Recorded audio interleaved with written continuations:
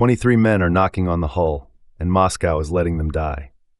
It's 11:28 a.m., August 12, 2000. The Kursk sits 108 meters down in the Barents Sea, listing 20 degrees to starboard, bow completely gone, obliterated in under 2 minutes by its own torpedo. Not an enemy, not a foreign attack. Russia's most advanced nuclear submarine killed itself. But here's what will destroy you. The knocking didn't stop immediately. In the aft section, compartment 9, 23 men survived the unsurvivable, conscious, writing notes, banging a wrench on the hull every few minutes. That sound travels clearly through Arctic water. Russian rescue ships are detecting it on sonar, right now, and nothing is going down. Nothing. Moscow will later claim they didn't know survivors existed. That is a lie. We know it's a lie because of one document, a single naval log entry, that the government tried to bury for 4 years. That document reveals the exact minute the knocking stopped. It reveals who knew first, and it reveals why no rescue submarine was deployed for 36 hours. That detail is coming. You will not be able to unhear it. Captain Lieutenant Dmitry Kolesnikov is 27 years old, married 8 months ago. Right now, in total darkness, in 4-degree water rising around his boots, he is writing a goodbye note, and it is the most composed thing you will ever read. He finds a torch, he finds paper. The time is 3:15 p.m., 4 hours after the explosions. He is still alive. He writes, "It's too dark to write, but I'll try by touch." He lists every man with him, 23 names, methodical, calm. He ends it by asking his wife of 8 months, not to suffer too much. Stop. Feel that. This man, in the dark, in the cold, with water coming in, used his final minutes to protect someone else's feelings. Kolesnikov folded that note and sealed it in a plastic bag. He put it in his pocket. He never got to deliver it. When divers recovered his body weeks later, the note was still there. The Russian government sat on its contents for months. What they were hiding wasn't just grief. It was proof of exactly how long those men waited for a rescue that was never coming. The Soviet Navy doesn't collapse in 1991. It rots. Defense budgets drop 80% almost overnight. Submarines that need weekly maintenance sit in port for years, untouched. Crews meant to train monthly go 18 months without a single drill. Pay stops arriving. Officers moonlight as taxi drivers. And the torpedoes, this is critical, the torpedoes stop being tested. The Kursk carries a weapon called the 6576A. It runs on highly concentrated hydrogen peroxide, unstable, volatile. So dangerous that the British Royal Navy banned it in 1955 after it killed 2 sailors in a test. Russia keeps using it, because it's fast, because it's Soviet-era impressive, because admitting the flaw means admitting everything that came after 1991 was a slow collapse dressed up as strength. Now stop. Picture a torpedo leaking propellant inside a sealed tube, inside a submarine, under the Arctic Ocean. That is not a hypothetical. That is August 12, 2000, 30 seconds before everything changes. The 118 men aboard the Kursk were not abstractions. Captain First Rank Gennady Lyachin was 45, a decorated commander, the kind of officer who had kept his professionalism intact through a decade of institutional collapse. Sergei Tillich was a 19-year-old conscript who had been on his first submarine posting for less than 3 months. Torpedo technician Mamed Gadjiev had requested a transfer to the Kursk specifically because it was considered the best posting in the fleet. Warrant Officer Andrei Borisov had been awarded a commendation for safety procedures the previous year, a fact that would take on an unbearable irony. Many of the men brought extra food from home because the supply budget didn't always stretch to full provisions. Several had delayed personal matters, a wedding, a medical appointment, a visit to aging parents, because the exercise had been rescheduled twice and they didn't want to ask for leave again. These were not men failed by their own choices. They were men embedded in a system that had been failing for years and had learned to disguise that failure as normalcy. The Northern Fleet Command knew the exercise was underfunded. They knew the maintenance schedule was behind. They went ahead anyway. The optics of cancellation were considered worse than the risk.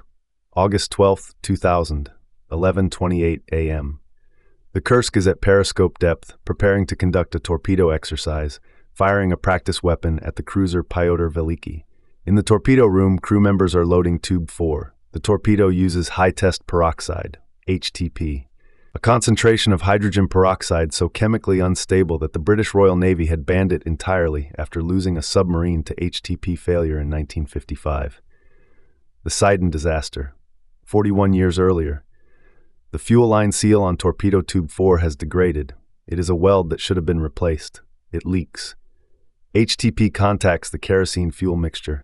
The chemical reaction is instantaneous. At 11:28 and 26 seconds, seismological stations across Scandinavia and as far away as Alaska detect an explosion equivalent to roughly 100 kilograms of TNT. This is the first event, a torpedo warhead partially detonating inside the tube. The concussion is violent but survivable in the aft sections. Crew members in the forward compartment are killed immediately. Those further back are thrown to the floor. The Kursk begins to sink, and then 135 seconds later, everything changes. At 11:30 and 44 seconds, the remaining torpedo warheads detonate simultaneously.